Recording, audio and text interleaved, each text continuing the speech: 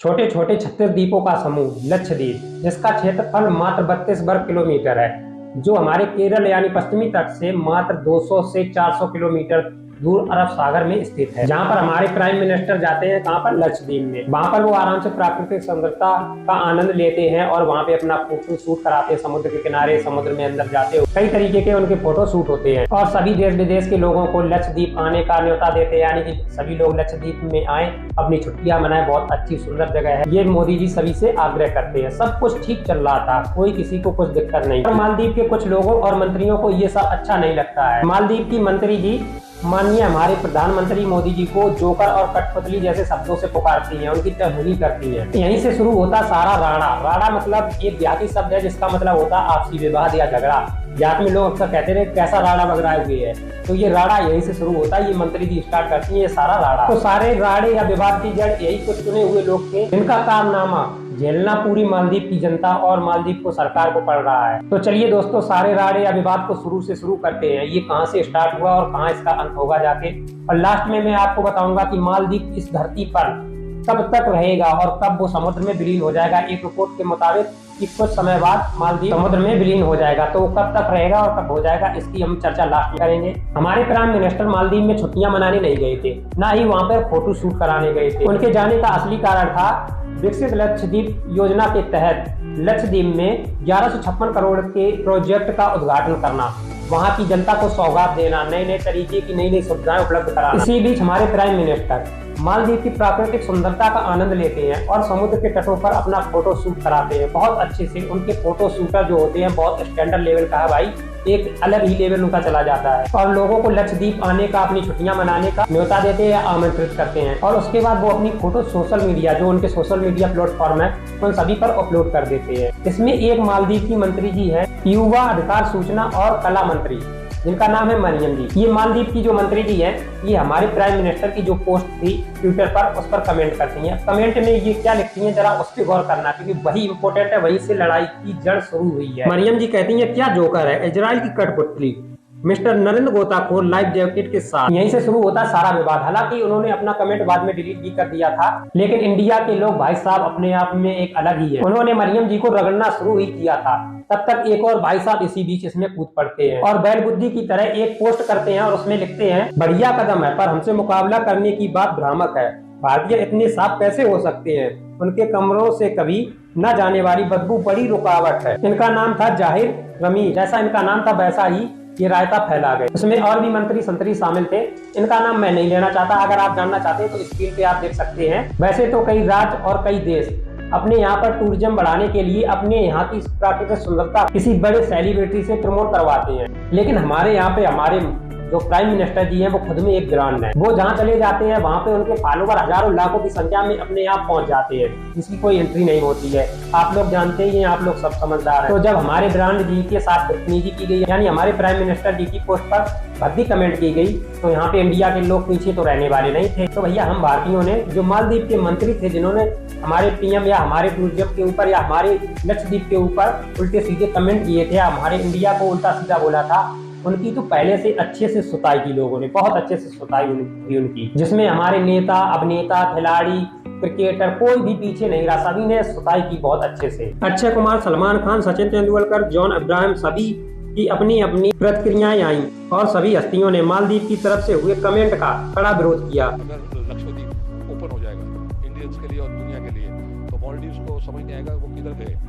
Lakshadweep is much better, much more cleaner, much more beautiful and the lagoons are just fantastic. मामला बढ़ता देख मालदीव की सरकार बैकफुट पर आ गई। मालदीव की सरकार ने एक बयान जारी करते हुए कहा, जो बातें सोशल मीडिया पर कही जा रही हैं वो हमें पता है, ये निजी बयान है, इनका सरकार से कोई नाता नहीं है।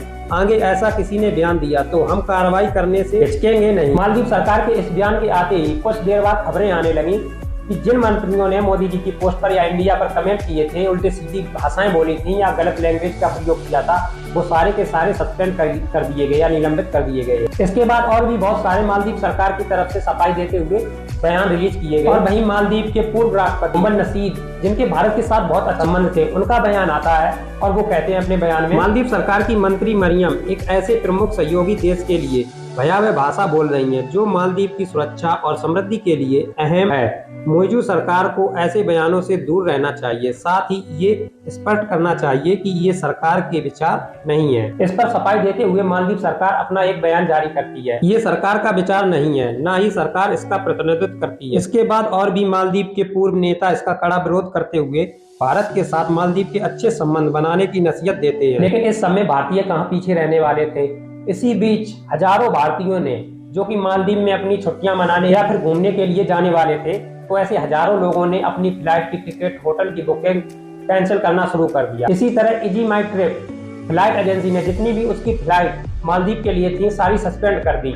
इससे मालदीव को बहुत बड़ा आर्थिक झटका लगा, जो कि मालदीव ने कभी सोचा भी नहीं होगा। मालदीव की सरकार की ऐसी कमर तोड़ी जो उसने कभी सोची भी नहीं होगी, क्योंकि मालदीव में सबसे ज्यादा टूरिज्म यानी सबसे ज्यादा लोग जो जाते हैं घूमने के लिए, तो वो इंडिया से जाते हैं। आपके सामने मैं पिछले 5 सालों का डाटा रख रहा हूँ, जिसमें आप देख सकते हैं पिछले 5 सालों में 2022 में सबसे ज्यादा अधिक लोग, लगभग 2.5 लाख के समथिंग लोग भारत से मालदीव घूमने के लिए गए थे।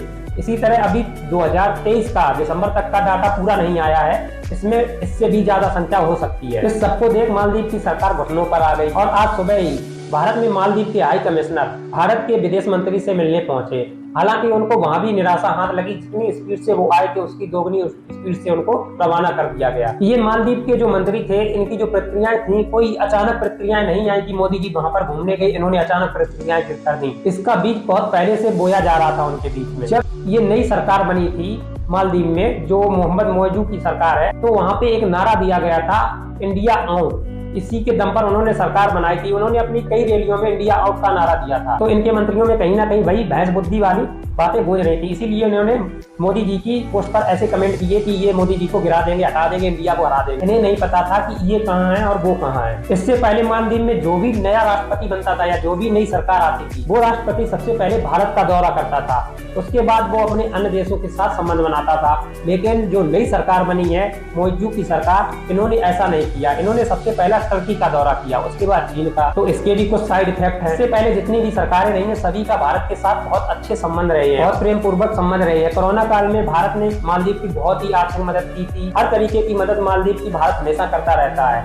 आयात निर्यात के मामले में आप देख सकते हैं भारत इतना कुछ मालदीव को देता रहता है। पिछले 5 साल के आंकड़ों से आप अंदाजा लगा सकते हैं। मालदीव की जो नई सरकार है वो चाइना के साथ अपने संबंध बराबर बना रही है, यानी कि चाइना वहां पे अपना एयर बेस भी बना रहा है, मिलिट्री बेस भी बना रहा है। लेकिन जब चाइना से इसका सवाल किया जाता है तो चाइना कहता कि ऐसा कुछ नहीं, मेरा तो वो तो काम है, मैं तो कर रहा हूँ, लेकिन हमारा कोई सोल्जर वहां पे नहीं है। लेकिन कहीं ना कहीं पीछे से सोल्जर वहां पे शिफ्ट कर रहा है, यानी कि चाइना एक तरीके से इंडिया को घेरने की कोशिश कर रहा है। और जो कि नई सरकार है उसके चाइना के साथ बहुत अच्छा संबंध है। जब ये सारा विवाद चल रहा था तभी जो मालदीव के नए राष्ट्रपति है वो चाइना के दौरे पर, हालांकि वो बात अलग है कि अब बैक फुट पर हैं और घुटनों पर टिके हुए हैं और चारों तरफ माफी ही माफी मांग रहे हैं। इसके अलावा उनके पास और कोई ऑप्शन नहीं है, क्योंकि उनकी आर्थिक स्थिति इतनी खराब होने वाली है जो उन्होंने अभी तक कभी सोचा भी नहीं होगा। अब इस लड़ाई के बीच इजराइल भी कूद पड़ा है। इजराइल का कहना है कि हम इंडिया के साथ मिलकर लक्षद्वीप में टूरिज्म को बढ़ावा देंगे। कुछ वैज्ञानिकों ने अभी हाल ही में मालदीव पर एक रिसर्च की थी, जहां पर वो समुद्र के बढ़ते जल स्तर को देखते हुए की गई थी, जिसमें उन्होंने अनुमान लगाया था कि 2050 से 60 के बीच में जो मालदीव है वो धीरे धीरे समुद्र में विलीन हो जाएगा। जब ये मालदीव खत्म हो जाएगा तो उसके लिए सबसे अच्छा ऑप्शन मालदीव के कैंडिडेट या लोगों के लिए भारत ही रहेगा। इसके अलावा और कोई ऑप्शन नहीं है। तो मालदीव के सभी लोग चाहते हैं कि भारत के साथ हमारे मधुर संबंध बने रहे। जितने भी पूर्व मंत्री संतरी हैं वो सारे के सारे चाहते हैं, लेकिन नई सरकार जो थी, इनके मंत्री जो थे, कहीं ना कहीं भैंस बुद्धि लेके बैठे थे। तो इन्होंने ऐसा विवाद उत्पन्न कर दिया, जिसका खामियाजा भुगतना पूरी जनता को पड़ रहा है, पूरे मालदीव को पड़ रहा है। ये दोस्तों मिलते हैं नेक्स्ट वीडियो में। तब तक के लिए आप स्वस्थ रहिए, मस्त रहिए और कुछ ना कुछ सीखते रहिए। जय हिंद।